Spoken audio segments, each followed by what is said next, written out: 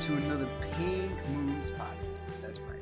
We got another PinkMoose Podcast. We'll move on to different subjects. So let's see what we can cover today. And if you guys could smash that like button, hit the subscribe, please share. We would love that so much. And we appreciate everything that you guys are doing to support us. Please leave a comment if you have suggestions, concerns. And now, please stay tuned for this video. Cha. Welcome back to the fourth episode of the PinkMoose Podcast. I am your host, Matthew. Today we have a couple of guests. Tim. How's it going? Joshua. Hello. We have Nate today. How's it going? And Connor. Hey, what's going on? What's up? Alright, today we'll be talking the Joker trailer, Deadpool and Wolverine, and food review. Let's get right into it. So the Joker trailer just came out this week. We also had some San Diego Comic-Con announcements, but we will say that for next week since of recording, this is still happening right now.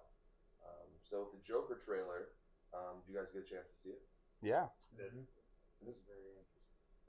We definitely saw it before the Deadpool movie as well this week, but any first thoughts about Gaga or the singing or Phoenix himself?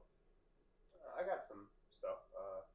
Just really quickly, I think that I was very excited for it, and I really liked the Joker movie, but upon watching the trailer, I'm less excited for it, I think. I don't know. Very much so. I was really excited. I was like, musical Joker. He's even doing the same dance down the stairs. I'm like, I feel like it's going to be the same. I was hoping for a different vibe or makeup or something. And it's really weird having a politically driven Joker movie where he's like in court, but he's as Joker and he's like a political figure, or like a versus being a psychopath like Joker naturally usually is. Well, Todd Phillips in the beginning, when they first did the first one, he wanted to make a movie that was like, it felt like Mean Streets or like a early Scorsese movie where it was a standalone movie and it was really raw and it was really gritty and it was character driven. That's fucking what we want. That's what we need in the world right now in the world of movies, and Joker was a smash hit because of that. And they notoriously said, we're not going to do any more. It's a standalone movie. But then the money started rolling in, and guess what they started doing? Maybe we should do another one.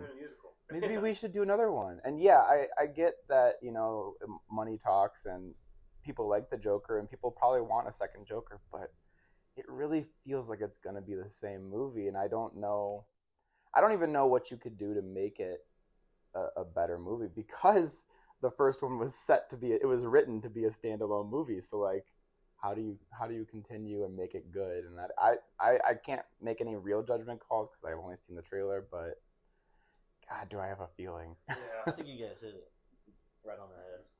It was a movie we're all excited for, and now it just looks like it's gonna be a letdown.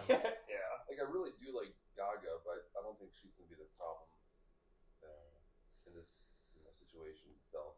Is it at the end? They had like their whole. It kind of seemed like the same movie. Like at the end, there's a whole show that they're kind of showcasing off. The exact, running away from the cops like he did the first one. And same run. I know it was really. It felt like the same setup, and I don't know what they're gonna do. It's really weird because I thought the end of the first one was kind of setting up for like the first one being political, and then after if they were gonna make a sequel to it, he'd be like kind of an anarchist. But he still has it. How's he have a show? That's on air. I don't know. I feel like. Well, I feel like it's gonna go into the dreamscape like the first one did a little bit. It's gonna continue down that path. So I don't know if the show's not real. Probably it can't be. The first show was real. Not really. No, like 90% of that movie was in his head. It's like Drive. I feel like a lot of this film is gonna be in prison. A lot of they're gonna play the prison role a lot because in the comics, obviously, he meets Harley Quinn at prison, and she's the nurse. She's probably a social worker. Probably a social worker. Yeah. I don't know. From what I got from the trailer, it didn't seem. It seemed like she was just a crazy fan, and nothing about this is character or comic book accurate. Nothing about the Joker is a comic book accurate. And it's because he wanted to do a movie. Todd Phillips wanted to do a movie again, like Mean Streets, but nobody wants to make those movies anymore. So he said to himself, "How can I do this and still make the movie?" And the only way that you can do that is with a superhero character in today's world. So he just chose Joker, and it was a smart idea. But again, I just don't know if we need a new one. Joaquin's always great. Gaga's iffy at best. Todd Phillips has usually got a great, a repertoire of films, but I feel like this should be like Elf. Will Ferrell should step in and say, "Hey, man, I don't think you should do it. Just turn it down." It definitely would have been cemented in better light in history if it didn't make something like that. Once again, like Josh said, I think there could be a second one of it, but the way they went with it just doesn't seem it's the same vibe. Yeah, I want like a whole different aspect or point of view. And you're right. At the end of the trailer, I forgot that Gaga's like singing to him as well, so she does seem like another patient. Yeah. Well, I mean, Harley Quinn was a crazy fan who also was a psychiatrist for Arkham, but so she might be a psychiatrist. They might play that in. But she's. I feel like they give her like a social worker or something. Right? Yeah, and it's also weird to see Harley Quinn not liberated, because we've gone down this path since the 90s, since Harley Quinn's creation, where she was a crazy fan. And since in the last, 15 years, they've started to pull her away from the Joker, where they broke up. She went lesbian, and she's kind of her own thing now. And she's really made a name for herself, and she's liberated as a woman. I mean, there was a whole movie called The Emancipation of Harley Quinn, or whatever it was, She really does seem like her own character. She doesn't seem like Joker's sidekick. No, not anymore. But this Harley Quinn is. It seems like it's right back to when when. Yeah, where Tim and Paul Dini created, and that's kind of my thoughts on it. Joaquin did a great job as Johnny Cash, so I know he can sing. I know they're both gonna sing. I know they're both gonna sing, and I know they're both at least good enough, So it's all gonna be sad songs on Smiling though. Yeah, that's what it is. It really is. Yeah. Here come send in the clowns. Some cheeky clown stuff. Some American standard about clowns. All right, guys. Hey, so I couldn't find the tzatziki chips this week.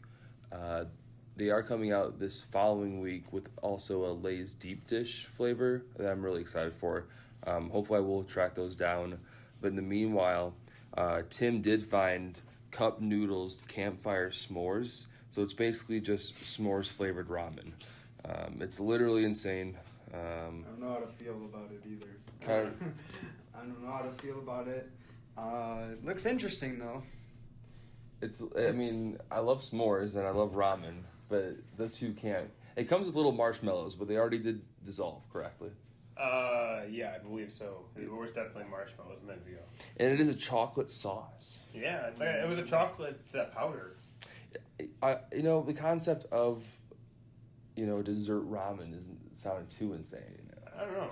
We're gonna try it. We're gonna try it. Dessert ramen. All right, here we go. Let's stick around and find out. Get a little twirl. Yeah, put a little twirl in there. Oh yeah. I gotta get mine. All right, let's go. Let's try it. All right, let's go.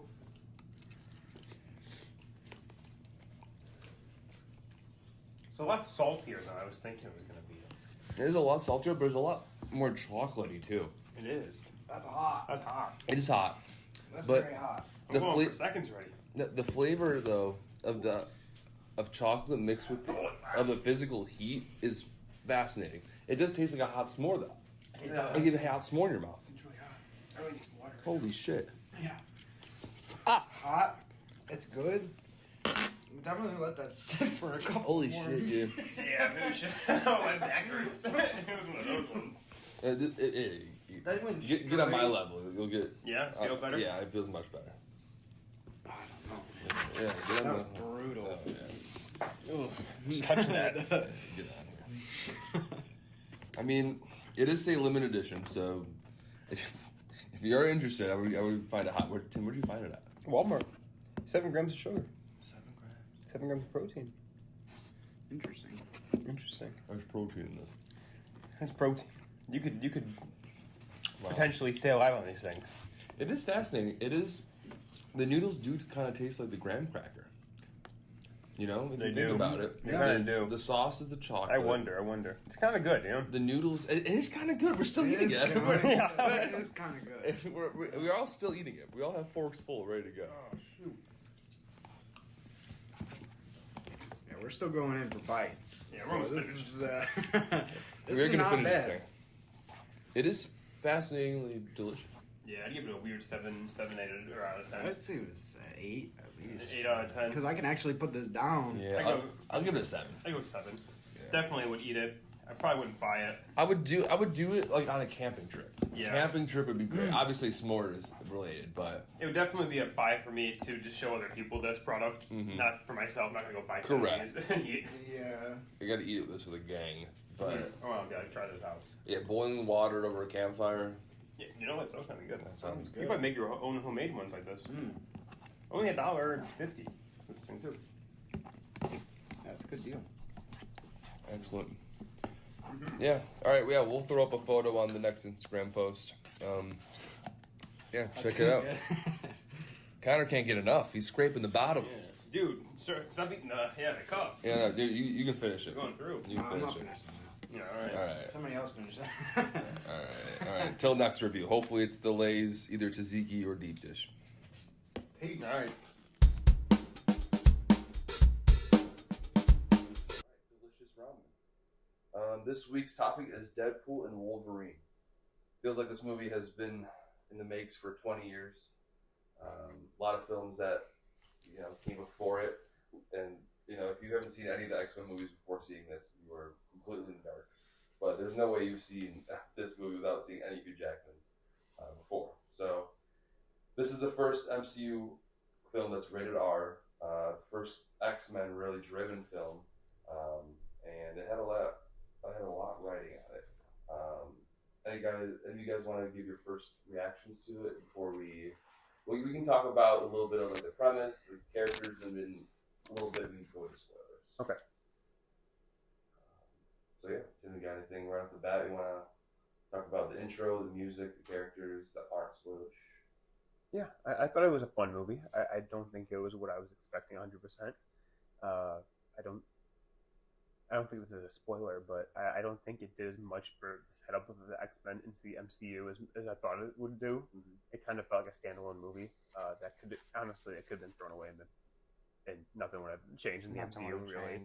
It was really fun to see a lot of characters back. There are a lot we'll get to that I was not expecting. That was fun, but altogether, I don't think we're gonna see any of those characters again. I don't think so either. That's what I'm saying. Maybe the one, but that once again we'll get to again in the spoiler review. But overall, I thought it was a fun movie. It was not as quote unquote good or. Well, how do you feel it compares to the other Deadpools?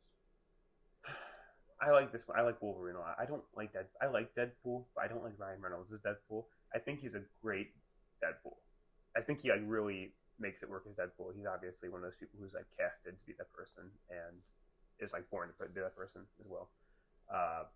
But I just personally don't like Ryan Reynolds. He gets to be a lot for me too. But I like Deadpool. Like Deadpool comics and the game that Josh and I used to play. The Deadpool game. Yeah. So fun, and this one. It did feel like the most Deadpool movie. He actually acted the most like I feel like the comic or Wade Wilson would act, which was really fun. I think that the movie would have been maybe better or benefited if it was like an hour longer, except because you would have got more into the story and more story out of it.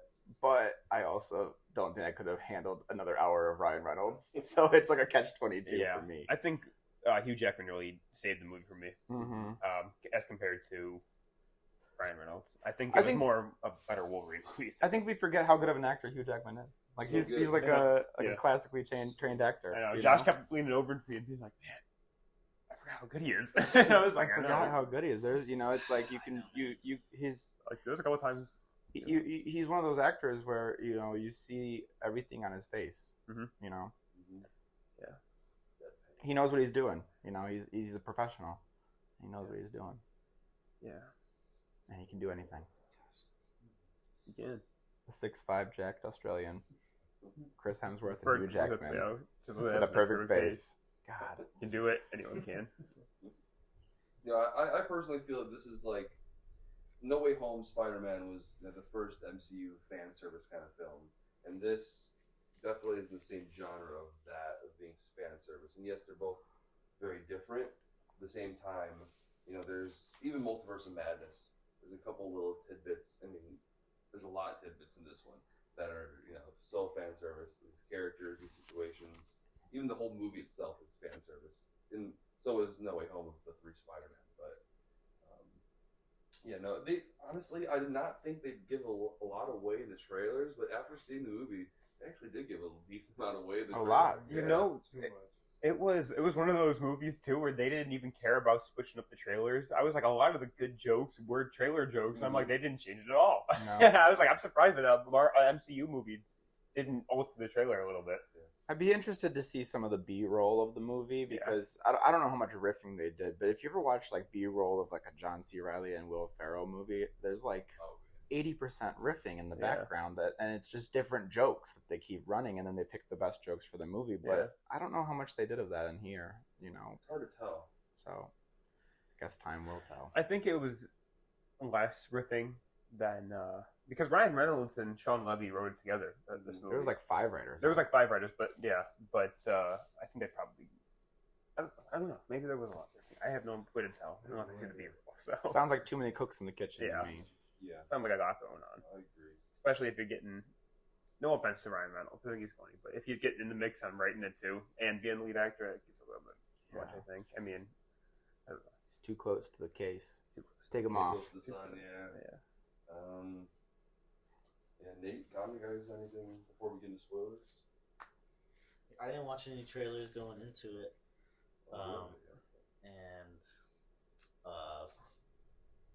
just my thoughts, I guess, on it as a whole was, it wasn't what I was hoping for. I'm a Deadpool fan. I think Ryan Reynolds has always been a decent Deadpool. I don't know. I just think there's just no point, no. Yeah. Why'd they do it? Yeah. Why did they do it? Hugh Jackman had the perfect send off. He did. I think you hit it right on the head of fan service. Just I guess giving us what we want, but.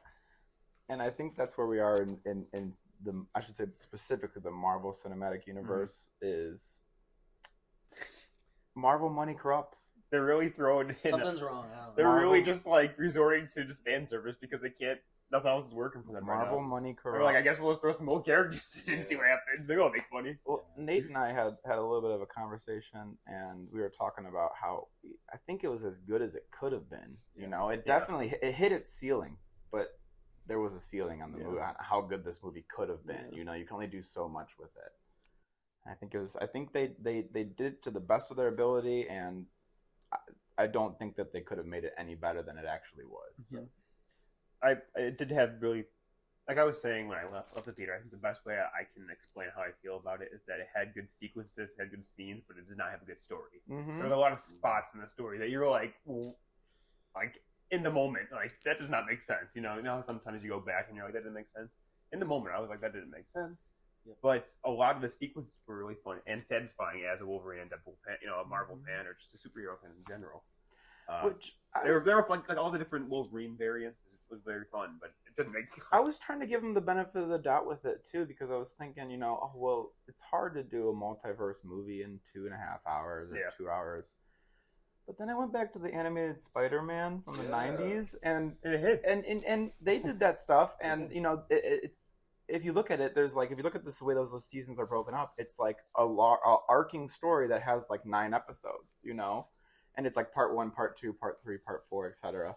But those were only like 20-minute episodes, 25-minute episodes, so they did it in less time, and it was better, Speaking of that, I think it's so funny that so many superhero fans are always so excited about the multiversal stuff and like Spider-Verse, and but everyone just kind of, I feel like generally is like, has the same opinion that we do, where it's like, they're throwing in another 2000 character. Mm-hmm. Like, here we go again. I know. But everyone's like so hyped up about just seeing a different Spider-Man. Just a different. We keep coming out of these bad movies being like, but this movie's gonna save it. They're gonna do really good on this one, and they, it's like, they definitely have they have us in like a psychological chokehold right now, where we're like, they're gonna turn it around. It's gonna be good. I think they got it, but they don't. It's Spider-Man. Spider-Man's gonna save it. Yeah. I mean, he always does. That's what we're saying right now until we walk out of that movie with the same review. Either Spider-Man or Iron Man's got to be the anchor.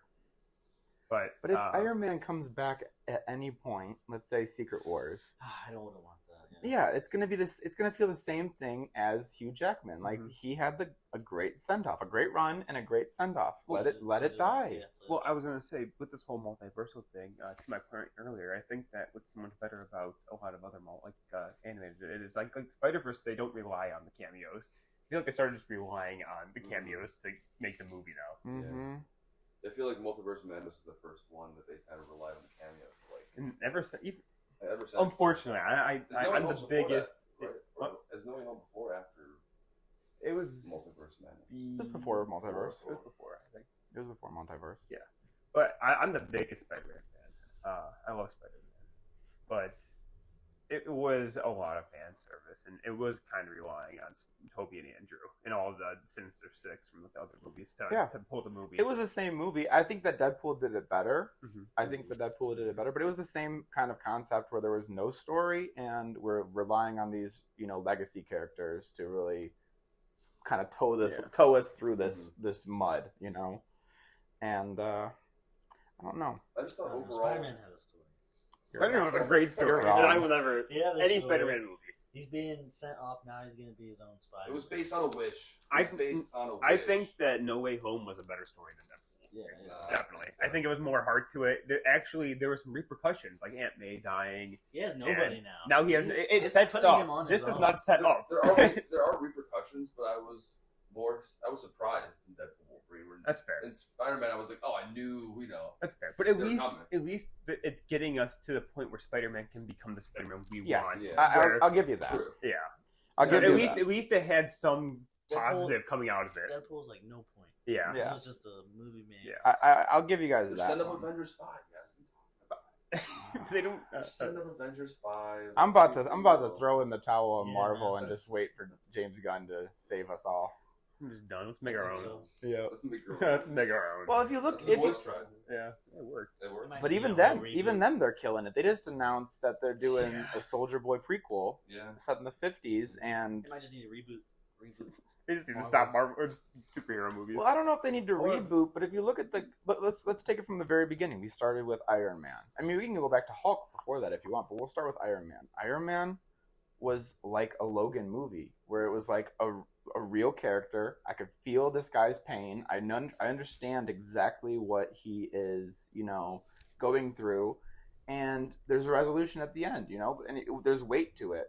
And as they continued down that path with the standalone movies, even Captain America and they feel like these are like good standalone movies. And even in the early years, they were trying to do different genres in this one.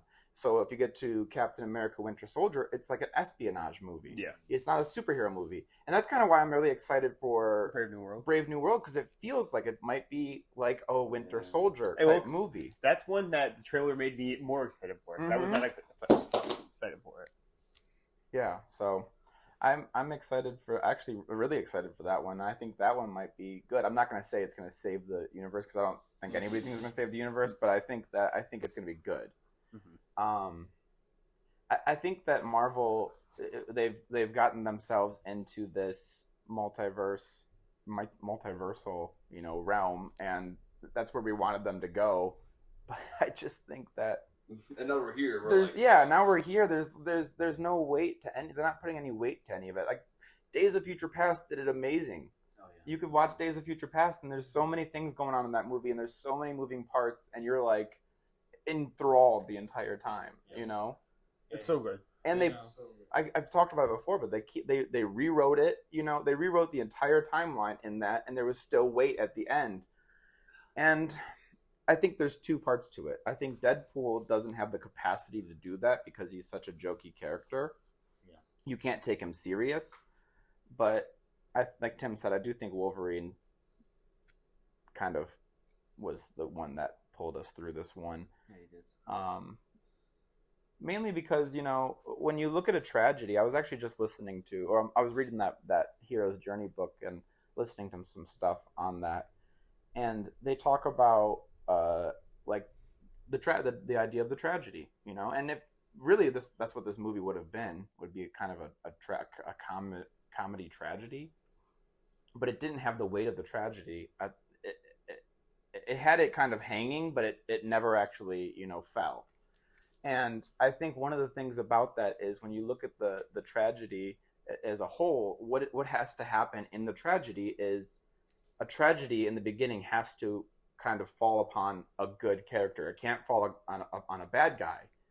And that's why I think Wolverine really kind of was the one that pushed us through this, because he's a character that you can see he's not a bad guy. He's maybe a bad guy internally, but he's always struggling with himself to be a good guy. Be the good guy. And you can see him doing that, and that's why the tragedy works in this. That's why it was a weird movie, because the tragedy really worked for Wolverine, but you can't put the tragedy on Deadpool because Deadpool doesn't care. He doesn't care. He doesn't have remorse. He doesn't have any remorse, really. And There's I don't no think struggle. you can't put the tragedy but... on him, and you just don't feel anything with him. I agree, man. It's not enough. Yeah, but even after Vanessa in the second one, he's still doing the same stuff. That's what I'm saying. He has no it's arc. not enough. And Vanessa wasn't in the movie enough. Deadpool. Yeah. He was trying to be good, and then he ends up being in the same point. Yeah, same exact place. Yeah, he's always gonna show up at the same place. And that's why he's gonna do a reverse arc. Yeah, he's gonna actually. Yeah. It had to take something from Deadpool, of like literally no more killing for us to have a tragedy. With it. Yeah, exactly. Something. There's some real repercussions, and there was no real repercussions, and except for Wolverine. Wolverine did have real repercussions, and you could feel it to a point, But the thing is that Wolverine's a character that can do that. Deadpool, it would kill his character if you tried to do that, because any way that he would, it's fundamentally his character. That's what I'm saying. That's Wolverine can have a little bit more room to, That's why I think, arc. Before they even went into any of this stuff, they should have realized that and been like, I don't know if this is. Deadpool's just not that guy. I was gonna say, I don't. Just like they were saying, he's not the hero type. Yeah. He's not the hero type. And and he never switched over to being the hero type at the end. He was still, I think, the same situation. The second Deadpool, when he almost kills himself with the band around his neck, that one was the closest thing we've seen Ryan Reynolds come to. Yeah, you can have. Sorry, I don't interrupt you. No, you can have moments where these characters. There's definitely moments in the movie where you're like, "Oh, I'm supposed to feel sad for this guy," but you don't feel sad for him. But the thing is also it's selfish. Like even in Deadpool 2, is that it's not because he wants to sacrifice. It's more because he's depressed because he killed his girlfriend, and so he just wants to die to be with her. So it's a selfish thing, kind of, that he wants to die. And he's like, "Well, this is a good way to go out like that." Mm-hmm. I mean, he also does like Russell. Yeah, but it's like a side by side thing. It's not like full sacrifice. That's more of a dynamic. Yeah, that's his dynamic. Mm-hmm. And that's just who he is. And that's his character. But you can never have, if you listen to George Lucas talk about, Darth Maul. Darth Maul was really inspired by that hero's journey story as well, and he was always supposed to die. He was always supposed to fail. His character is always going to fail. No matter what he does, he's always going to fail. And that's how stories are been told for all of history, There are rules to the story, and they just have no regard to the rules. Even if he does have spider legs. Mm-hmm. He does have spider legs. Well, he's not later on. He's going to fail. He's always going to aspire for higher things, but he's always going to fail. It's his character. He's always going to fail. Mm-hmm. That's why he's put there. And so I think Deadpool did what he could, and I think that it was not the writing in this situation. It's just Deadpool's Deadpool. It's just Deadpool as the character. If you want to stay true to the character, then you can't have that art. You can't have real weight. Yeah. So you either give the fans what they want with the character, or make the character a good character. Right. And so they just opted for not the latter.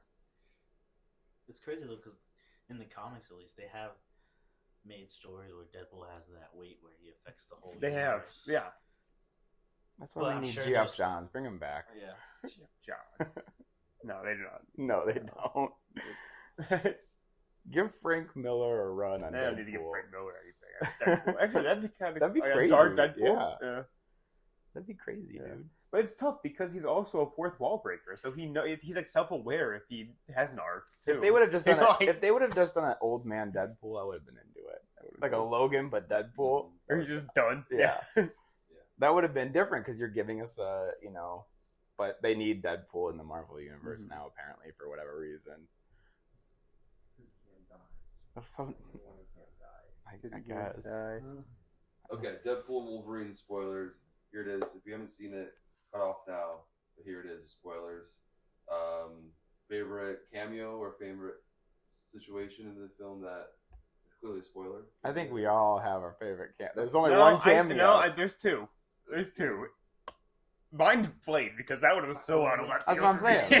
saying. and also, if you know that Wesley Snipes is really hard to work with, and He doesn't do there was a anything. lot of things saying no to that cameo, and he still popped up. Did you guys know Electro was going to be in there? That one I I had kind a of was. feeling. I was happy to know I it was think Electro. I did hear like a rumor a couple months ago. I heard Deadpool. There's so I was been kind there's of been a lot of speculation about Elektra coming back for certain things in like a couple of these different films. So I had a feeling she was going to pop up at some time, at some point. But Blade, Channing Tatum, and Yeah, I'm better Chris for that. Evans were all secrets. Yeah. Those were great. Blade was definitely the best out of all of them. Blade because it was so So crazy. funny. Like you would not expect it. Wesley Snipes, like you said, is notoriously hard to work with, The man. and he also is notoriously he like doesn't do anything unless it's like an absurd amount of money. And Ryan Reynolds hate each other, And him and Ryan Reynolds have notorious hate and and they like even crack a beef. joke about it in the movie. So like, how did they They get? do. How do they happen? How did they get? I'm so curious how much they paid Wesley Snipes to come back for this, and how much, like, how they got him to like agree. Maybe Hugh Jackman and him are friends on the down low or something. Maybe. I mean, it's got to be. Maybe Not from really. the old. I feel like Wesley Snipes doesn't have friends. No, yeah. I think that what's really funny is that he also just acts like Wesley Snipes. It's literally just Because he doesn't really act. He's cracking a lot more jokes than Blade was in the movies. Not a single We should vampire. have- There was not a have single vampire. He we was should just cracking. Ghost Rider.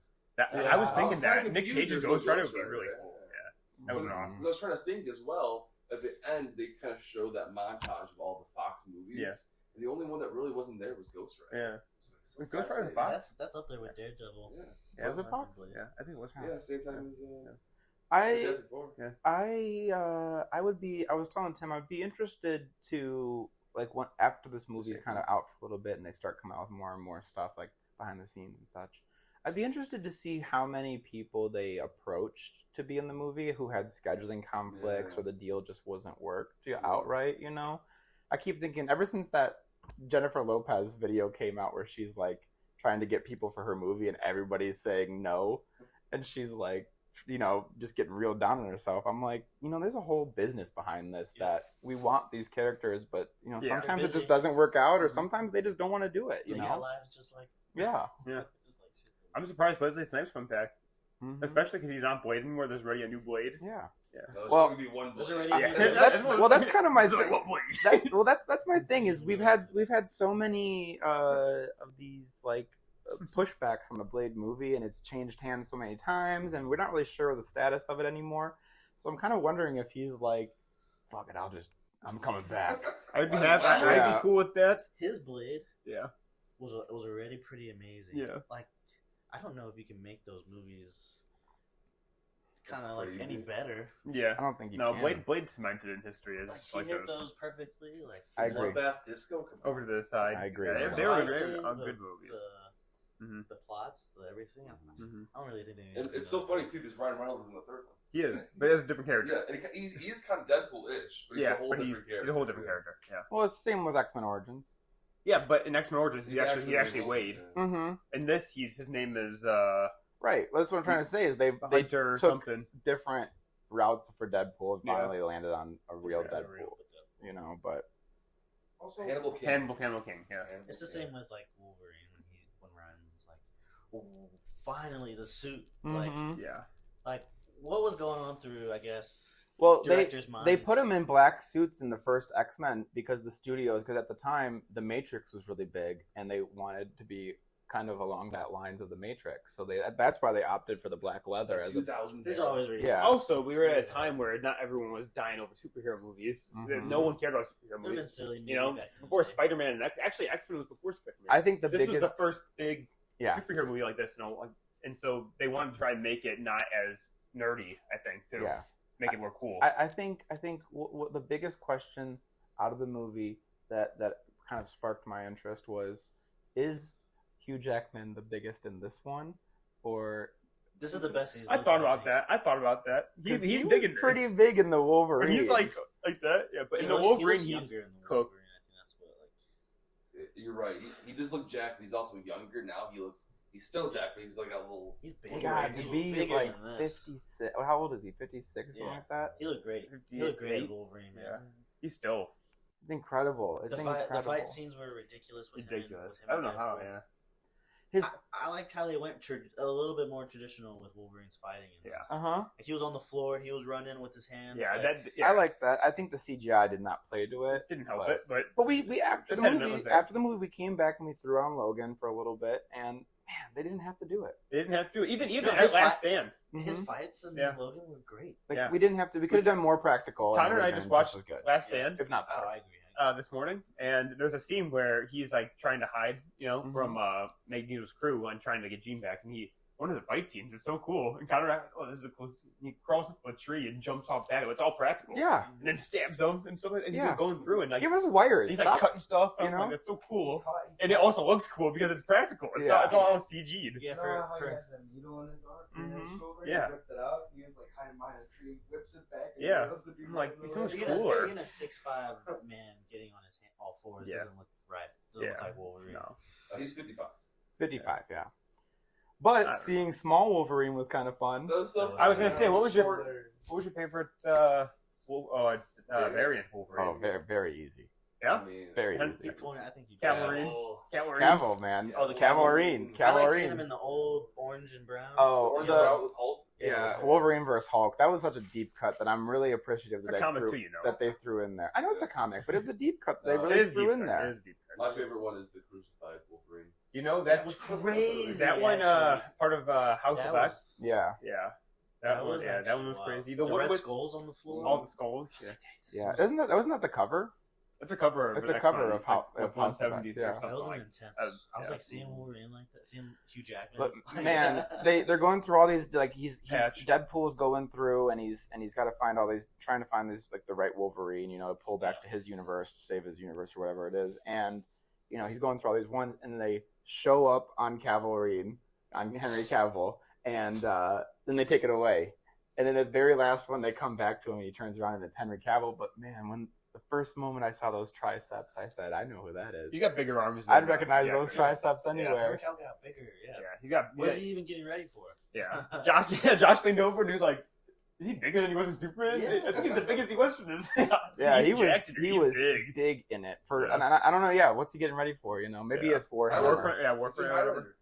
Yeah, he's doing doing the new Highlander. Yeah, he's Highlander. doing Highlander. But he's also doing Warhammer. And he's doing Wolverine.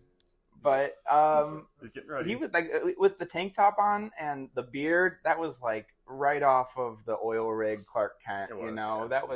That felt like It was like a Witcher. Man of Steel. That was really nice to see. I love Henry yeah. Cavill. We've missed him. We've missed him. Yeah, it was a He good. needs to be Superman. back in. Yeah, that was a good something. I would have been so happy if they would just like, well, this is the Wolverine we're taking, and then he was the Wolverine in the whole movie. That would That would have been funny. That would've been great. funny if they just took him instead. Yeah. That one was cool. The old man Logan, the actual not Logan, Yeah. but old comic old man Like Logan with the Lenny white Sam. hair and the big Yeah. chops Yeah, That was with the pretty shotgun. recently. with a shotgun. Yeah, that was cool. Yeah, that was really cool. That was- Patch was kind of a throwaway. Yeah, Patch is iconic. Yeah, I don't even know what they did with him. They didn't do anything with He was Patch. Yeah, just he just sitting at the fizzled table. too. Yeah. I would have rather seen Daniel Radcliffe as Patch. Yeah, me too. That would have been a fun one to throw him in. And then I really don't know how they kept Chris Evans a secret for that one's crazy. Yeah, but he's such a decently big part of the That was a film. great- Well, nobody It was good cares to see about it. Chris Evans anymore. Well, I I feel agree. like We had a full conversation where he's in the middle of acting. Yeah. But it's easy. Nobody's like paparazzi's not chasing him down all the time. I still kind of saw it coming a little bit just because Sean Levy likes to throw Chris Evans in Yeah, it was, cameos or especially in Free Guy and I think he was in another one. Either way, I don't know. Yeah, I saw it and I was like, I feel like what? I was like, no way. Yeah. He said he would never do Captain America Yeah, again. yeah. He lied. Yeah. I was like literally thinking he's a liar. And I will then- say I should have seen it coming, but I did not see it coming. When I first heard his voice, I said, "Oh my God, that's Captain America." You can recognize his Boston Yeah. accent anywhere, and he did go really Boston in this one for no reason He did. too.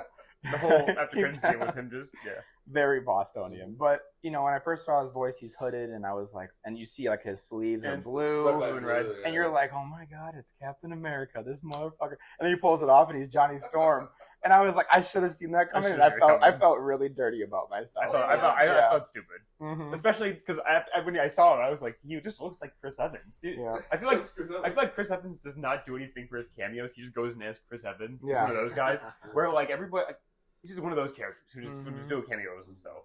And I was like, he doesn't even look like Captain America. They said play him, and I was like, okay, that makes a little bit more sense. He still just looks like Chris Evans. He could have done a little bit more to look like Johnny, but it was cool. So funny. Yeah. He, and even as Johnny, his hair's a little bit lighter.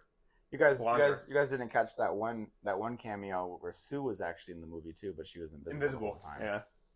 Oh right. She wasn't. Maybe she was. I don't know. So was Brad Pitt. That would have been but he died, didn't he? Oh yeah, he did. No, they came back. They came back because remember he went back in time to sort of the Oh, guy with yeah. the guy with the red long hair. He got killed in that helicopter. He's a green alien. Yeah. Yeah. And then At the end, he went back in time and said, "Everyone leave. Yeah, don't die." Yeah. Chris Wow. Lewis might have been there. That's what I'm saying. That would have been. I didn't actually watch the credits too closely, but it would have been really funny if they put Yeah, like Invisible Woman. Invisible, like Or yeah, Brad Pitt. Jessica Alba in the credits as Jessica Invisible Alba, Woman. Brad Pitt. Yeah. It's just invisible. So funny. Connor, what do you got? Love it? You like it? You hate it? No, it was pretty good. It was a very highly anticipated movie for me because it was such a long haul to get here. It was. There's so many movies that you have to watch to get here. Yeah, literally. Just my love and anticipation, I But think. also him breaking the fourth wall and calling them cheap and calling everybody by their real name instead of their Character name. name. Yeah. I was saying that it was pretty tough because they made a couple of real life divorce jokes in there. They did. With multiple people. Yeah. Multiple people. Jennifer Gardner, too. Jennifer Gardner and Ben Affleck, they made that one. But Hugh Jackman, like, if you think about it, he got divorced. And I think it was a civil divorce, but he got divorced maybe about a year and a half ago. But his wife, they've been married from the beginning. It was 27 years. Like 27 years, and they were happily married. And I Yeah. think it was civil. I think it was like a mutual thing. But at the end of the day, they had to have filmed this like a year ago. So that had to be real fucking pretty fresh wounds. Yeah. He got hammered in a couple of jokes. We were like, Yeah. whoa. Yeah, Mm-hmm. it kind of let himself go after the divorce. Yeah. And stuff like The that. long fight scene in the minivan was pretty cool. I thought that was fun. really cool. Except my only takeaway was after the fight scene, they're both laying there and their suits don't have any holes in them. There's conveniently a plot rip on both his arms so you can rip them off. Yeah. Besides that, their suits are. But they completely went fine. like day, night, Yeah. day again of just stabbing each other Yeah. because that's all they do is stab each other, and not a single hole in either of their suits. Yeah, it's weird they didn't pay attention to that detail, but they literally bloodied up the car with every single splatter. I think it's also, I don't know if it's cool or not cool that now Deadpool Forever has a whole entire new arsenal of Ryan Reynolds jokes he can use. Mm-hmm. And I know he's a fourth wall breaking character, but there was too many Ryan Reynolds jokes and not enough Deadpool jokes. There was no Yeah. chimichangas. I agree. Oh yeah. In any of the movies, I think there's like one I or saw two 10 different chimichangas in Ryan all three Reynolds. movies. Yeah. Yeah, you're right. The handsome Ryan Reynolds when he looked at the camera said the proposal. Yeah, that was actually probably my favorite joke in the movie. I can lightly tap the fourth wall. Yeah. Yeah. Oh, I could do it too. The proposal. How about Matthew McConaughey's cowboy? Cool. Cowboy, yeah. He's a Peter's goddamn hero. Yeah. Yeah. Is that McConaughey? All right. And Lively, Blake. Lively, of course it was Blake. Mm-hmm. Channing Tatum though. Tatum. Tatum. Yeah. He was my favorite. I love that they really played in the New Orleans accent because Yeah. in the comics and stuff, they're all like, "What do you say it the whole time?" Like he's like really like. I love that he never stops. I was like, okay, Yeah, it was thank so you for funny. that. My favorite part though was making all the jokes about the Gamma movie not being. Yeah, some people are born or die here I don't or are know. born here. Yeah, Yeah. Or board heroes. That's No, good. it was more. he kept like slightly making jokes about never being made. And It was Channing good. Tatum's one of those guys where he's like super handsome, but also he's like Chris Hemsworth, where he's like kind of funny actually. Yeah, too. yeah, like yeah. it's like nobody should be that stacked in stats, you know. Exactly. Yeah, But he's kind of funny too by himself, and he's I think- likable. Yeah, he's He's likable. really likable. I think that Gambit had a better run in this movie though Yeah. than he ever would have had in a standalone movie. Oh, I agree. I think this, 100%. yeah, I think he's actually better off doing it now than than getting his own It's Gambit so movie. Maybe when they get to the van, they finally get there. He's like, I've been waiting all Yeah. the time for this. I never wanted a Gambit standalone. I just wanted Gambit to be a part of something. Part of the Yeah. X-Men Yeah. universe, yeah. Even if they would have put Gambit as like X-Men Origins, Mm-hmm. Gambit or not Gambit. I'm sorry, Channing Tatum as Gambit. Yeah, Because it was a different actor. it was a different actor. I don't know who it was. But I don't think it was him. It was, I liked him though. I liked him as Gambit, but I would have taken Channing Tatum as Gambit. Remy. Remy LeBeau. Remy LeBeau. He was so there good. was a Gambit He has already. such a good arc. He has such a good character. If you don't think he's a good character, go watch X-Men '97. Yeah. It'll change your mind. That's peak X-Men right there. That's miles better than this. Yeah. I'm still struggling with why they can do animated shows arcs so well and then So- not- In general. and live action. Everything animated like hits hard. Like, Yeah. DC and Marvel alike. Mhm. I know. Yeah, I know that that DC kind of actually. So this was, I guess, again, there was really no weight to this movie, but I guess the real weight to it would be, bringing in Fox into Marvel and the whole multiverse thing and resetting certain timelines and so on and so on. That scene was funny when he started calling out Fox. Mm-hmm. Yeah. Wait, which? I'm going to Disney World. When he said, Oh yeah, when he said "fuck you, Fox, I'm Fuck you, leaving." Fox. Yeah. Yeah. The guy that played Gambit in the first one is Taylor Kitsch, who played Yeah, Taylor Kitsch. That's right. John Carter. That's right. Carter. He was good. But even DC just did their animated run of their 3-movie arc of the Crisis on Infinite Earth, and even though that wasn't great, I still think it might have been better than this, So Yeah, it was not good, but it was not bad. no. It was kind of all right. It was cool. fun. It was It was a fun. fun ride. It was I had fun. It really was a fun ride, and that's exactly what it was. That's really at the end of the day. That's what the MCU is at a low point.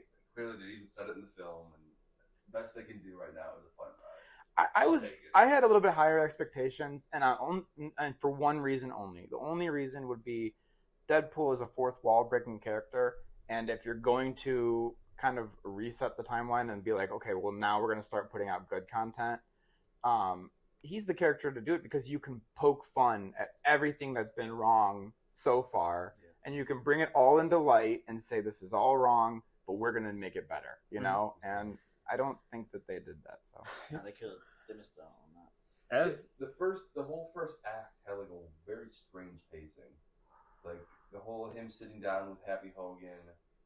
Obviously the fight with Logan's dead body was really cool, but they paused that, kind of caught us back up to it, and it was just really fascinating that they did that kind of pacing, where they could have easily just jumped right into it. I feel like they've done that with every single Deadpool every movie. single did. thing. Where they give you something, then they go back, and then they go back. Yeah, Deadpool formula. they have a Yeah. formula. Yeah, every time you're like, oh, I wonder how I got here, and I go, I did like a lot of there was a lot of not just cameos, but there was a lot of Easter eggs, and I did like a lot of the Easter eggs that if you pay close attention to the background and the surroundings, and the void, there's a lot of things in there. there was a helicarrier in the background. There was an X plane. There was Those like circle ships from Endgame when Infinity War. yeah. When they come down. The Guardian ship was The there. Guardian ship was there, and so was the Fantastic Four ship, Mhm. car, whatever. My only thing is I wish Dogpool actually did some like Deadpool stuff. Yeah, it'd be funny if he- Even Captain Marvel did that right, where they introduced the Flerken. Yeah. Don't show anything about the Flerken, and then in the end they show the whole tendrils Yeah. coming out of its mouth. If they would have done him like Frank from Men in Black. Yeah, that that would've would been be good. great. You're right. They should have done that. And now we're back from outer space. Yeah. Yeah, He doesn't do anything, Come but he's just on, funny. Kate. Yeah. Yeah. It was just a dog. It was just a dog. Yeah. It was just a dog, yeah. But Frank from Men in Black, and that's just Men in Black's the perfect movie. I It think they is. need to base it off of It Men in is. Black Men in 1. Black's too good. There is no fat on Best that Marvel movie. movie. It's the best Marvel Best movie. Marvel. It is the best Marvel movie. And Men in Black's a Marvel comic. Yeah. Yeah. Anyway, I think what's gonna save the Marvel universe is Mike Flanagan doing Dark Tower. Yeah, it's Bring it in, make it canon, and let them save the universe. it is Marvel. Distributed, at least. there's a lot of Marvel distributed. Mm-hmm. In association. I mean, so was Deadpool up until this one. They were all associated with Marvel. Yeah. Any last thoughts? Yeah, I do. I'm mad they didn't bring Owen Wilson in. That was a good cameo they could have thrown in. The TVA. I know. feel like Owen Wilson would have been Especially down for. Owen pulled Wilson's him, a down pulled him guy. off a jet ski. Yeah. Just when I have my jet ski. Yeah. You know, this is You know? at least a good one-line joke from Owen Wilson would have put it up a little bit better. I don't know. Yeah, you're right. The only TVA actual cameo we got was the lead, The leader who just took over. And she just took over. Yeah. And she from Loki. No Loki. No. I thought Loki was a missed. Nothing. I thought Loki was Tom really Hiddleston was a missed I agree. opportunity. Because he basically runs TVA. Or even a joke about Loki. I don't think he even made a joke about Loki. He's kind of like the Tree of Life now. Yeah, So I don't know if he know. runs it, but he's like the Tree of He Life. holds it together. Yeah, he holds it together. Even So- showing that at some point, the Yeah. Tree of The Life, Tree of Life you would know, be it nice, would have been, but they didn't do anything with that. The Nothing. TVA was very unexplored. It was unexplored and it was important. We've been going down this road of multiverse for a couple of years now, and I feel like what they ended up doing is this movie, they were trying to like bring Fox in and so on and so forth, but they tried canceling out all of the previous Fox IPs, you know, so that's why they had Jennifer Gardner and Wesley Snipes and so on and so forth. But I think that it would have been really great if they would have not focused so much on Fox, where it's so irrelevant because it's so old, and answered a couple of questions that we have from these previous multiverse, like Loki, Doctor Strange. You know, if they would have answered a couple of these questions, like of the movies that and shows that have come out that weren't so that we didn't necessarily like, and been like, oh well, this is actually this, you know, this was going on in the background or so on and so forth. I think a missed joke also was they should have brought Ryan Reynolds in as Hannibal and had either Blade kill him, like I'm done with this fool, and kill him, or Deadpool kill him, and that's how they bury the hatchet or whatever. I think that would have been a fun one too. And then also, I think this is semi the most important thing. I think the only thing that might set up is the anchor characters from each timeline. That might. Do you think that would play in, and then who do you think is Earth 616, the MCU's anchor character? They introduced the whole concept of this film, just kind of casually. Which is interesting because it can't be Tony. No, unless that's why everything's going to shit right now. But they didn't. But they should have. But they should have announced that in this movie. Yeah, well, continuity. The fascinating part also is that if you remember, Logan takes place in like 2029, and Deadpool 2, when he's talking to him, is like 2024. So even though he dies in the future, it still is crumbling the past and the future, which is very weird. It doesn't make any sense. A lot of things don't make sense. No, it doesn't make any sense. A lot of things are you have to just put together with your fan glue. This is like 8 years in the future, technically, that Logan doesn't happen. Yeah. So like when Deadpool goes to his body, he's going through the future to take his dead body up. Yeah. I don't know. Doesn't make any sense. Doesn't make any sense. I think that if it's not Tony, which I don't want it to be Tony, but it makes sense in the Marvel Cinematic Universe. I think that Peter Spider-Man's kind of the only one that makes sense. Spider-Man timeline as like a horizontal glass board. We have a pebble come and break the glass board up here, and have it's going to decay around here and you're here. Right. So eventually we'll get to you and then everything up here. Right. So in a way, it does kind of, but at the same time, it's like. But they should be talking about it. I know they just really casually just bring it up. Yeah, exactly. They don't explain it. They should be talking leave it to the fan to figure out this big drop. They should be talking about it. And then if they're putting so much weight on Logan being the character for, by the way, it should have been Toby. Which should have been Toby. He's not that. He's not also Fox. No, but if they're putting so much weight on Logan, they should. Marvel should not be focusing so much on Fox IPs, and they should be focusing on their own IPs, and they should be talking about who's the character for 616. It would have been better, and I think this is what they might do in the Secret Wars. Actually, is have old Magneto and Doctor Doom from Fox. You gotta really hope that Ian McKellen's gonna live long enough. Yeah. I don't care. I want Michael Fassbender. Fassbender? And I want original Doctor Doom back. Or if not, just give me a Doctor Doom in general, because Doctor Doom is a cool character. Like the actor from the first one? Yeah. So they did. They did outside of so San Diego Comic-Con's going on right now, and after Deadpool's whole panel, people were met with a drone show from Disney, and they did the Fantastic Four circle in the sky, and then they also had Galactus's head rising Yeah, which makes sense, Galactus. Which makes sense. It's Galactus, but they're gonna be bringing Galactus in real soon, and they're gonna be bringing Doom in real soon. Well, it was Secret Wars. They have to, because I think in both iterations of Secret Wars, Doctor Doom is like, they bring him there, and Doctor Doom is like taking over, but then Magneto also gets pulled there to be like help him, and Magneto pulls him Magneto, and it's like, fuck you guys, I'm gonna go and do my own thing. You know what I really hate is after credit scenes now, like back in the early days of Marvel, after credit scenes were setting up for the next movie. After credit scenes now never really set up for the next movie. They're just jokes. And I don't know why they do that. Mm-hmm. You know, this one, especially this one, they could have probably saved this entire movie for me if they put a good after credit scene that pulled in the next movie. That gets me excited for the next. Even one. like Daredevil, Spider-Man, yeah, or something like that. Something like a Team Red. Yeah, that's another cool one that we've been waiting for. Mm-hmm. So the future is exciting. Yeah, the fascinating part too, you say that, is that the whole Deadpool 2, the whole after credits scene in that is literally what is based Deadpool 3 on, or Deadpool and Wolverine. Right.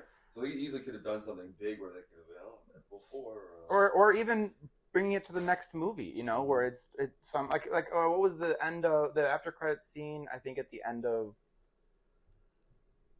I guess, what was the one right before Guardians? The movie that came out right before Guardians. I don't remember. But there was that one after one where they show Ronan, and he's just sitting on the throne, and you're like, oh, something big's coming, you know. And they're taking it. It's like a Mortal Kombat or like a video game where you have to go through different bosses to get to the big boss. Yeah. They're just dropping big bosses in now, you know. I think that will be fun, because eventually we probably will get a Team Red too, now that he's part of the MCU. And now they're bringing Daredevil to the MCU, Spider-Man for the MCU. There's a lot of openings for a lot of cool team-ups and a lot of cool... I just hope they don't go the same route necessarily as this. No, I think they gotta do Solo again. I think so. Solo all the way into your stages. Like, they soloed it all the way to Thanos, right? They soloed it all the way to Ultron and who was before Loki. So, like, solo it to Galactus, or solo it to Doctor Doom, and then solo to Galactus. It was going to be Kang. They threw all that on. But they weren't really soloing it to Kang, though. You know, no, they weren't really soloing it to Kang. Yeah, he was like the semi. They dropped him in. He would have been. I think Kang would have been kind of like a Ronin character, where he was like a semi big character. Your Iron Man, which one's going to be Spider-Man. You create Spider-Man 1. You create another character who is like Captain America. Solo movies for that guy, which is and why I'm the new Avengers. Which is why I'm excited for Brave New World, because it feels like it's going to be a true standalone superhero movie. Yeah, it does. No cameos, nothing crazy. It feels like it's just going to be, this is me taking the mantle, and you can. Get a Bruce Banner cameo. Well, that's fine. Yeah, Hulk, but in the same universe. Yeah, that's okay. We've gotten Hulk cameos and everything. He's never gotten his own one, you know. So he can't have his own thing. So yeah, he can't have his own thing. So that's totally fine, and but I think that that one's, it's gonna feel like like a Winter Soldier. I feel like it's gonna be a good standalone movie and it's gonna have the weight. I feel like it's gonna have the weight because you got this character who is a hero. He wants to be a hero, but there's gonna be the tragedy sets him. He can be that character. But he can be that character, and at the same time, he's also we already know that he's wrestling with taking over the mantle. You know. Of Steve, right? And he has no powers. And external role. Yeah, he's got to be a tragic character, and that's what a tragic character needs. So I feel like that one's gonna actually have some true weight to it, and that's why Joker 1 worked so well, is because there was some real weight so that you can actually do a character study on these, and you never do They don't do character studies anymore. Yeah, it's all plot armor. It's all plot armor. All plot armor. I can do anything I want. I don't know. I think the biggest miss was bringing Chris Hemsworth into this one. Oh yeah, I thought he'd been fun. Into Deadpool. I mean, he was for a second. Yeah, he was for a second. I mean, just on the TV. Well, but maybe it's setting up for. They made a lot of jokes, but I think if there's one character that can play really well against Deadpool's kind of snarkiness, it would be Chris Hemsworth's humor. 5 years from now, we're gonna be watching that scene. Yeah, you're right. They're gonna probably throw it in there. Avengers 5 will be seeing Deadpool bleed on the battlefield for some reason. Yeah, that actually might be true. I didn't think about that. That actually might be a future foreshadow. Yeah. Actually might be a real scene. For like that might be a real scene later, yeah. Avengers 5, really. Avengers 5, yeah. But if there's two legacy characters in the Marvel universe right now who are like, I'll ride this for the rest of my life, it's Ryan Reynolds and Chris Hemsworth. It was Hugh Jackman, but he's kind of like I'm. He wrote it for. He wrote it. He did it. I really hope he does. I'll tell you what, dude. For every movie he's in, none of them suck. At least he doesn't suck in them. No. He's never It's, sucked. yeah. Well, that's what I'm trying to He's say. got such a good arc. Josh was like, bring up the point. He's like, no one ever talks about Wolverine, how good of an arc he has. And it's so No, funny because he's not the main X-Men. Like Fox No. made him the main X-Men. Yeah. And then he just started getting his own movies and being the main character. And they all hit. You can watch his whole entire well, life. he or- has the most baggage out of any of those characters. he does, yeah. And he has the deepest pot to pull from. And he out has of the all most he can do with it too, because Mhm. he can't die, and he's been alive for a long time. So you can Yeah. put him way back, you can put him way forward. And he's a serious character. yeah, and he's you a know, serious character. And you treat him with the respect that they have treated him with the respect that he right, deserves. exactly, yeah. But I think Chris Hemsworth It's has kind of like what they did with He's a Constantine. tortured character. He's the Constantine. Yeah, in everything. Constantine's a tortured character. Yes. That has the ability to go way back, way forward, Yes. not die. And He can defy DC physics. needs to hit that right. Yeah. So, but I think Chris Constantine. Hemsworth has notoriously said, "I will ride this until I die." I love the character, even though he did just come out with his apology. Yeah. He doesn't forgive himself for Love and Thunder. I love that. I don't think I would want another Thor. Really? No, we're getting the 4 or 5 for sure. No. I mean another Thor character. Oh no! no, He's no. the perfect So, I'm- casting, and he's Like, perfect for it. And I think he knows what he's doing. I think what happened is they just got a little cocky, and he even said in his apology, he said, I can't forgive myself right now for what we did. Mhm. I just can't sit with it. I still don't feel right about it, and I think we just got cocky with it. We went a little bit too far, and nobody was telling us no. How about Thor versus Hercules, though? Well, that's what I was actually just saying last night. Do you think Hercules is ever gonna? Because that's Brett Goldstein. Right? Goldstein. From Ted Lasso. Well, he's Ted Lasso, but he's also like a great writer. Yeah, what was he in that we were just looking at? He was in Garfield. No. Oh yeah, he was in Was it Garfield. Garfield? Yeah, he was in Garfield. It was one of the voices. I think we'll see a Thor Hercules fight. I hope so. I don't know, man.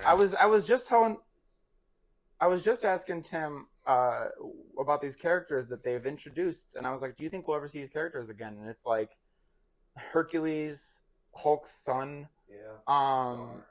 Yes, what's his name? Scar. Scar. Yeah, that's what it was. We were trying to figure it out. Scar. Scar. Was one of them. And then what was the other? There was another character. It was Harry Styles, Sentry. Oh, Harry Styles Sentry. Do you ever think we're gonna see? No, that Harry- wasn't Sentry. That was Adam Warlock. No, No, It's, he was Fox. Thanos' brother. It's Fox. It's Fox. Yeah, Fox. yeah, Something it's Fox, yeah. Thanos' brother. yeah. If you guys actually watch, so they did like the VR what if on the new Apple headset, Mm-hmm.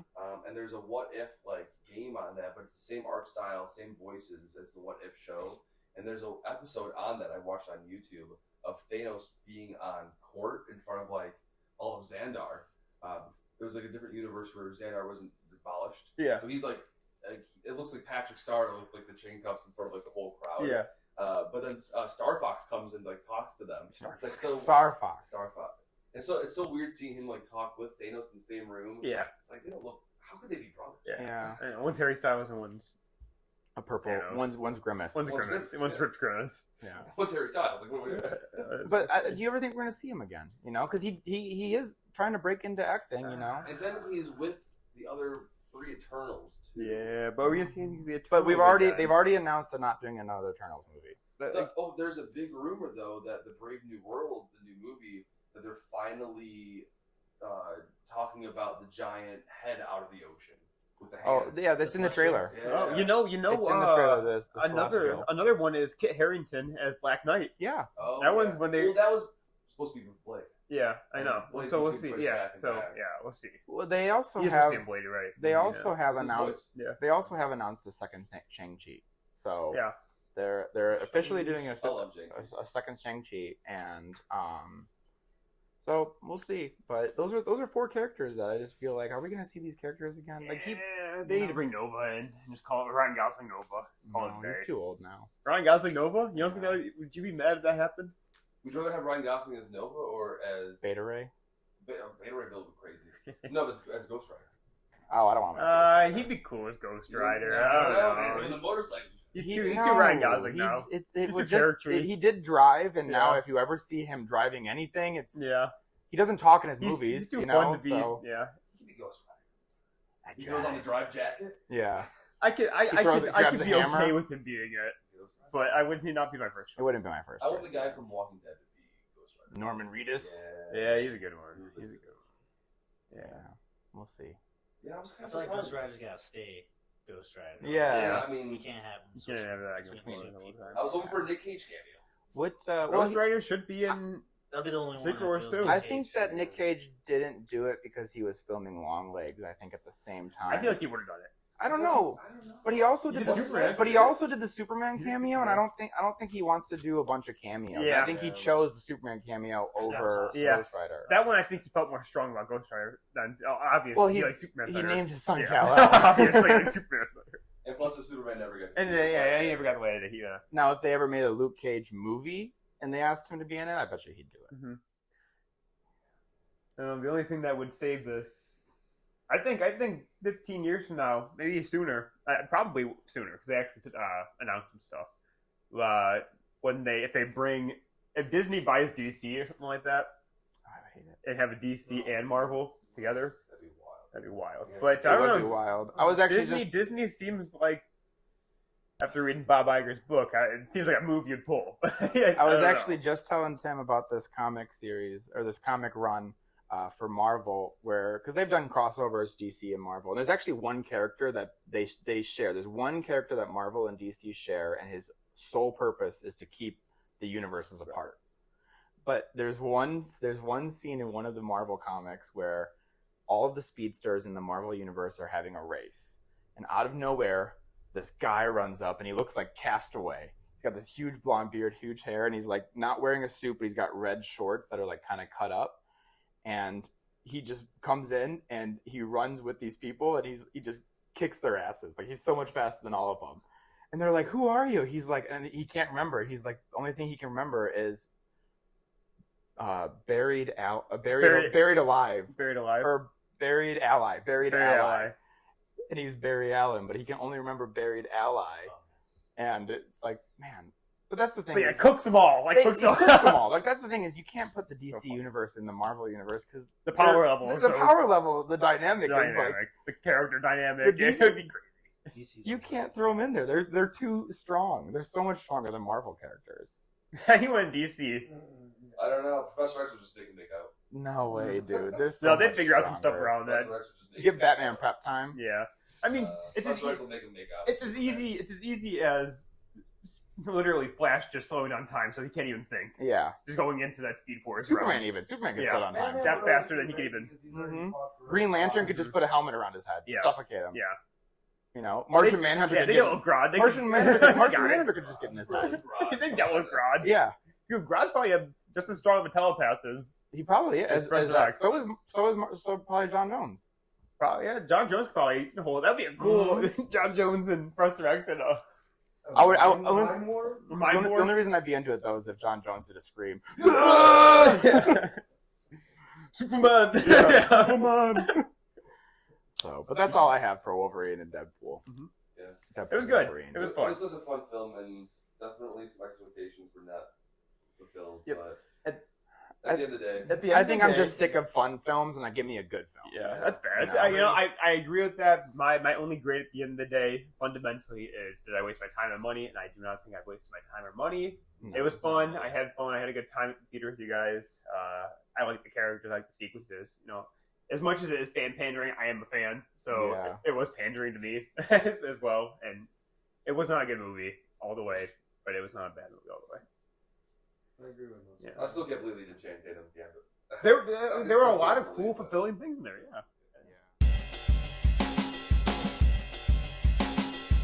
All right, this is the part of the podcast, Solo Missions. We talk about what we've all been doing individually. What we've been reading, what we've been watching, what we've been listening to, just on our own time. Tim, you want to start? You know what?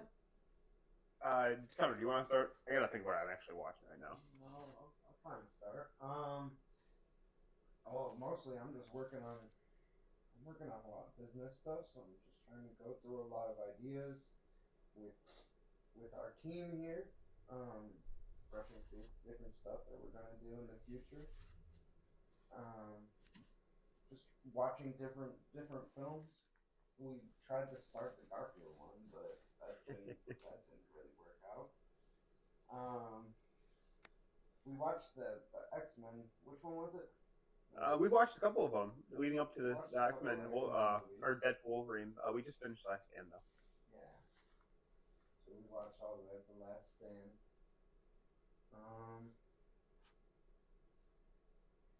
That's pretty It's all, much all I yeah. did. There's not a lot of time to watch stuff. Yeah, Not a lot of time to watch. that's fair. Nate, we've been doing anything this past week before you got here? I finished a few books. The book that I'm on right now is just something for my own business. What is your business, Nate? My business is I'm a personal trainer, and I solely just focus on building clientele, helping them reach their goals with health and wellness. Mhm. I don't own a gym or anything like that, so it's just a personal training business. But the book I'm reading is about owning a gym, but the biggest concept is he uses personal training to build his gym. So I'm just kind of taking his wisdom. He pretty much goes in the book from the start when he was broke or living in his gym, and he breaks it down from the very beginning and how he got out of it. So and you can kind of just see his steps, and I'm just trying to take those steps away. So that's been my week or months or so. You want to drop the name of the book? It's called Gym Launch. Gym launch. I think Tim's been doing the same thing. Yeah, I'm actually. I'll get to that when I get to mine. I was in the playoffs. You were saying.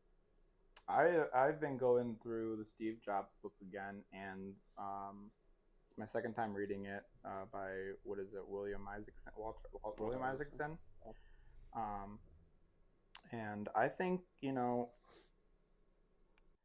there's a lot of, like, to Nate's point, I think there's a lot of lessons to be taken from these types of books, especially when you're searching for these lessons. I think one of the best things about our day and age is the classic route to getting any sort of success is typically finding your passion, honing in on your passion, and training yourself to a point where you're as far as you can get by yourself, as good as you can get. And then you go and you find a mentor. And then your mentor is kind of who teaches you the rest and takes you under their wing and pushes you into the stratosphere. Mm-hmm. But I think, in 2024, we don't necessarily, the structure has shifted because we have so many resources. We have media. We have so many resources at our disposal where you don't necessarily, you can find all the information by yourself. The only thing you're lacking is a genuine conversation. Yeah, right. That's the only thing you're lacking. Critical questioning. I really feel like an example is like I don't know if I'll ever meet this guy. Yeah, but he literally broke down it to the point where I'm like, I don't think I need to meet this guy. Right. I can just implement and see what works. It's literally just a condensed version of their best lessons. Yes. Yep. Except for you can't be critical about it and ask, like, go deeper into something. And you have what's there, but also you have what's there, which is you don't have their resources, basically. You don't have their network. That's the only thing you don't have. But that's why I really hone in on books like Stephen King on writing, the Steve Jobs book. I'm gonna start this Bob Iger book once Tim's finished with it. But even that's why I'm reading The Hero's Journey, is because I'm just trying to hone in on the craft as well as I can and become immersed in it. I just feel like I'm in a pool of only thinking about what I am trying to accomplish. Mm-hmm. And I think the Steve Jobs book does that really well for me on a couple of different levels. I think Apple's such an anomaly where it's like your corporate structure typically is you have C-level executives and their Ivy League or their business school graduates, where these dudes were just in the garage and then they started a company where there wasn't really a market for this product until they created the market for the product. It's the quintessential garage started. It is like the startup. It's literally a garage band. It's literally a garage where band. They just had to think outside the box and then to get where they were. Right, but even as you read the book, when they they become an incorporated company, and Steve really wasn't the CEO until he came back after they fired him. But they brought in different CEO. So like John Scully, for instance, and John Scully shows up and he was the CEO of Pepsi, and he's like flabbergasted by how this company is run because it's so unconventional for how a normal company should be run, quote unquote. where it was like they're pitting themselves against each other. There's like turmoil within the company, but it's driving production, and driving creativity because it should not have worked. It should not have worked, but it worked. Everyone, played their part. It's such an anomaly, but I do think one of the best things about the Steve Jobs book, and the reason I'm reading it for a second time, is Steve commissioned the book before he died, knowing he was going to die, and he specifically asked him to tell the good parts and the bad parts of the whole story in his life, and I think that you see the growth in Steve Jobs throughout the entirety of the book, and it's a long book, but I think that as you're listening to this, if you're smart and if you're looking for certain lessons, you start to pull these lessons out that are, like, oh, I see that it's contradictory. I see that in the beginning, Steve Jobs might have done this or said this, but as he grew in knowledge and wisdom and immersed himself in what he was doing, he found a better way to do it, and you can take those better way to do it lessons instead of having to start where he started. You can start at a head start, Exactly. Man. So it's really nice. It almost feels like you're not walking in the dark. You can kind of see everything. You have something that you're imagining. Mm-hmm. At least you can put it more into the picture.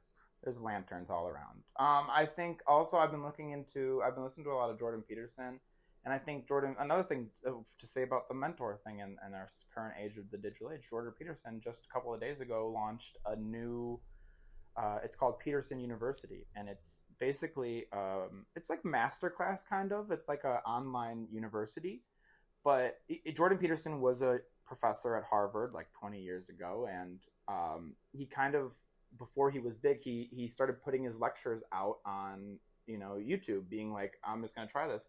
Maybe I'll reach a bigger audience this way. And he did. He saw real growth in that.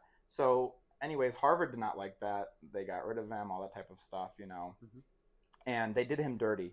And he's become obviously Jordan Peterson since then, but his entire path, he's been trying to build a university that is affordable and gives you the best education that you can actually get. We have Harvard, we have all these big universities that continually say we're going to offer you the best of the best of the best, but they don't treat their professors well. They're going down the drain in terms of exclusivity. There was a thing about Harvard where it was exclusive, and there's something to be said about that, where everybody is in the same caliber, when I don't think everybody necessarily is. You have to want it to be there. But now Harvard's kind of opened their doors. But one of the things about this university is he's only charging $450 a year, so you pay $2,000 for a 4-year degree, and he's getting the best professors. And it's not just a recording of the lecture. He's also going to have it's like a real lecture, but the room is filled with people who interviewed who actually want to be there and learn about these things. So you're also going to get those critical questions. Yeah. So if you have a question, I guarantee you somebody else has that same question and they're going to ask it. You know what I'm saying? That's pretty cool. So I'm interested in that. I'm going to do a little bit more research. I'm doing research into that, and honestly, I might enroll.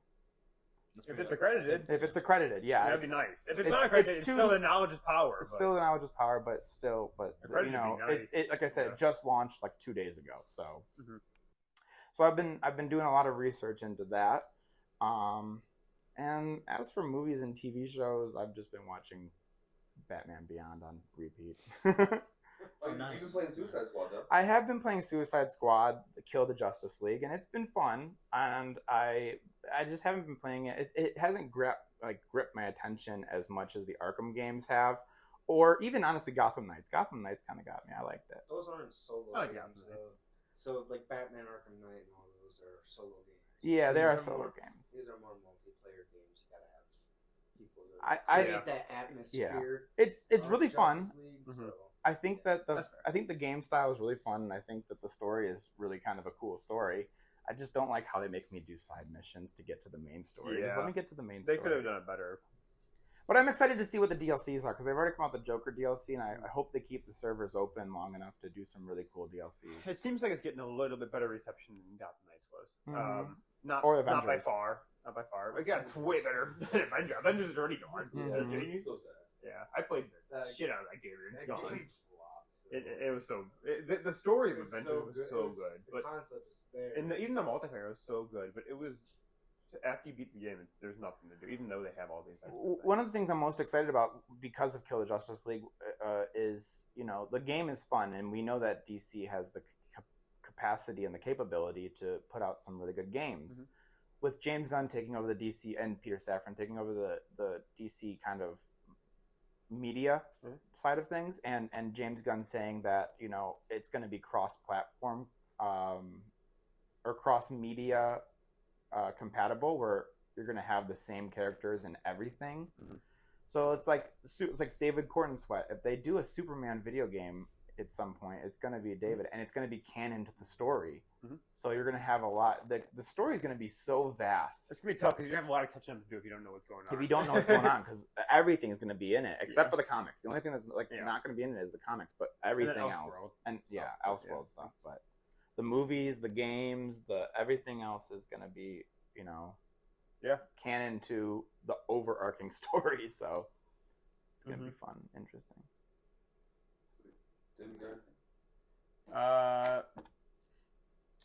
Yeah, I mean, speaking of everyone who is like going on these book journeys, it's better than themselves, which is really cool. I'm also kind of on the same boat where I just finished Steve Jobs' book actually off a recommendation of Josh, and then I jumped into Bob Iger's book. I actually finished that one too. Very good. It's a totally different look at than Steve Jobs because he didn't start a company and Bob Iger's very conventional and moved his way up through the company. So it was cool, two different looks at it. But kind of off that, I've been bouncing because Steve Jobs in his book, they talk a lot about Disney and Pixar. That kind of was what gave me an idea to, and then I also talked about Josh reading the same book, reading Bob Iger's. And then from Bob Iger's, they talk a lot about Pixar and the takeover of Pixar and that whole thing, which also has Steve Jobs in it. And so they all kind of connect. So now I'm reading Ed Catmull's book, who's the guy who created Pixar, which I think is the closest to what we're trying to do as a company as well, where it's actually this unconventional story of this guy trying to create a production company. And I think it has some very good lessons in it. And it's very interesting so far. So I'll let you guys know how that is once I finish that in the next podcast or next whatever. But then just as entertaining, I started Foodtopia. Did you? Yeah, Connor and I started it. It's kind of funny. I do see what you're saying with the animation being worse. Mm-hmm. It does feel like a TV show. It feels like Penguins in Madagascar. Mm-hmm. Seth Rogen though. But yeah, it was all the original voices, which is cool. And then we've been slowly going through that Presumed Innocent show still on Apple TV Plus with Jake Gyllenhaal. And that one actually is getting really good too. But, those are the two. And then I started the first episode because I get in these like tangents where once I like a certain, and Josh is the same, wherever you like a certain character or a certain actor, and then you go through the whole thing. So that's why I'm watching all the Wolverine movies again. And I started watching X-Men and Wolverine again. I just went through a lot of 97 X-Men, just like the original X-Men. Yeah. So yeah, I started watching that. And actually I'm going to jump into the X-Men anime, or the Wolverine anime, I think. It's only 12 episodes. So I always wanted to get into it. Yeah. They have a Blade one, they have an Iron Man one. There's a lot of great superhero animes out right a now. Lot of Marvel. The Suicide Squad. Suicide Squad is that's another one I want to start. Mm-hmm. But yeah, that's kind of what I'm going. Lord of the Rings is getting their own anime. Lord of the Rings is getting their own anime, and it looks awesome. Mm-hmm. And their own like animated movie this year too, right? That's what it is. An anime. It's an anime movie. And theaters too. Yeah. Cool. That'll be fun. Shoot. I know. Yeah, the only thing. So my sister's visiting me this week in California, so I've just been doing stuff with her around town, like going to the Grove and going to Santa Monica today. But her and I did watch the first two Deadpools, or watch the first one and then watch the second one as a group. But just to get ready for the third one, obviously. And I did forget how many great little tidbit scenes there are in the first Deadpool. Like the writing is like really good in some segments, like when he first finds out he has cancer, and like Vanessa's talking to the doctor. That whole dialogue is really great in that scene. Mm-hmm. But yeah, I have not read or watched anything by myself this week. But yeah, we've been up to. Cool.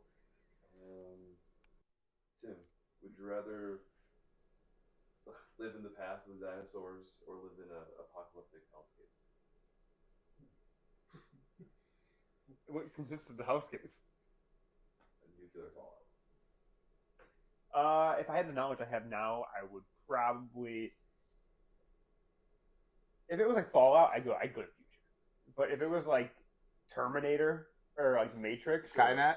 yeah, if it was Skynet, then I'd go past. I know if I have the knowledge I have now, even with what little knowledge I know of, like actually when you get down to the environment of 200,000 years ago, I know kind of the MO of what I've seen Jurassic Park. Well, also, I imagine it more like Wall-E, where like you're just the only being. Oh, I'm going back there. I go back to it and get some nature. Well, the thing about dinosaurs is, we might think that dinosaurs might have been around for as long as, or as recent as like 100,000 years, or like maybe even 50,000 years ago. And we also know that some of the dinosaurs, they didn't all line up at the same time. Right, no, so you could go hit a. It wasn't like Jurassic Park. You can hit a jackpot where it's just like Stegosauruses and Bronciosauruses walking around, And it's like a utopia. Yeah. It wasn't like what they were all just hanging out in an Yeah. Yeah. That is true. Yeah. I don't think Stegosaurus and Tyrannosaurus Rex at the same time. Close to each other, yeah. Yeah, I would go back. I'd probably go back. The bugs would be big, though. The bugs would be big. It is what it is, I guess. Better than Skynet. It's better than Skynet. Or being alone in a city forever. Yeah. With super mutant zombies. Yeah. Super mutants. Death claws running around. Yeah. Just always running. Oh, man. Or I Am Legend. Yeah. I would hate that. That'd be lonely.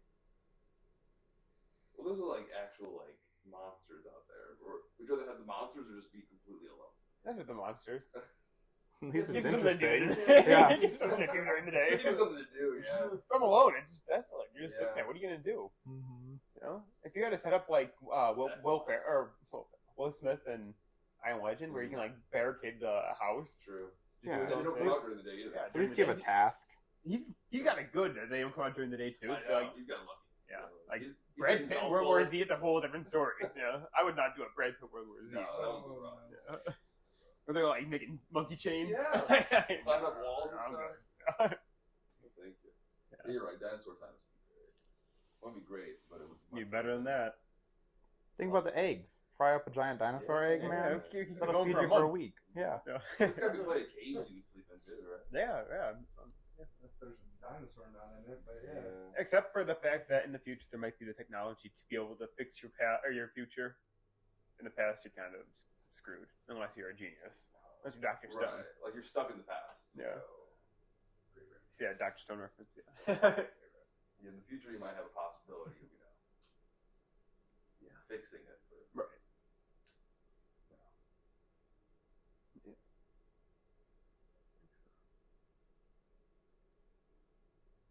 Everybody else have anything? No.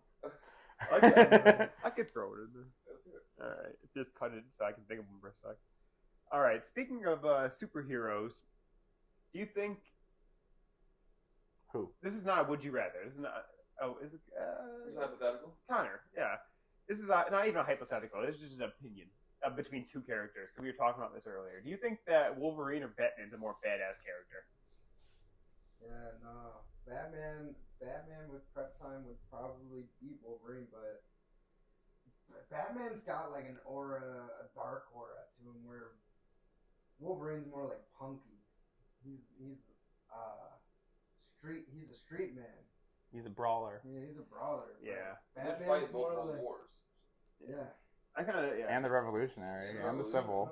The way I explained it was, I think it's really funny because Batman, I think he is so OP and badass because he knows everything, or at least puts the facade that he knows everything, and that's what makes him kind of badass. But Wolverine is not necessarily a smart guy; he just doesn't give a fuck. No. So that's what makes him badass. It's just like whatever. Yeah, strong and immortal. Yeah, Batman's like whatever. I got a plan. Wolverine's like whatever. I'll figure it out. But I'm still gonna. I think You're right. Batman. Yeah. I think Batman. I think the reason that Batman's so OP is because we relate to him. Yeah. Some of it because he's just a human. Like, man, maybe I could, someday. someday if I train hard enough, I can be We've all Batman. been You there. know? Do that too. Yeah, and that's why I think Batman. Yeah. Batman would kick ass. Batman would probably kick ass, but I think that Wolverine is more just standard badass. I didn't really like how Wolverine's cowl was like Batman Mhm. in this movie. His eyes kind of moved like Deadpool's, but he had the. Did he make a reference on Batman? They made a couple of. They made one in this one, and they made one in the last one too. But like a Martha joke in the last one. Yeah, you're right. There's a Martha joke. A Martha joke. I think that's so funny that Zack Snyder was like, I was so dumbfounded that people didn't think it was like that's the scene that stood out. The Martha scene. The Martha scene. Yeah. It wasn't even a bad scene. Like, what's so bad about it? Yeah, but haters gonna hate. Haters gonna hate. And that about wraps it up, guys. And one more time, I want you guys to go like and subscribe. I appreciate all the views that we get. I appreciate all of you guys. So please check out our website. Our services are provided in the description. So go check that out. And that's about it. I hope you guys have a wonderful day.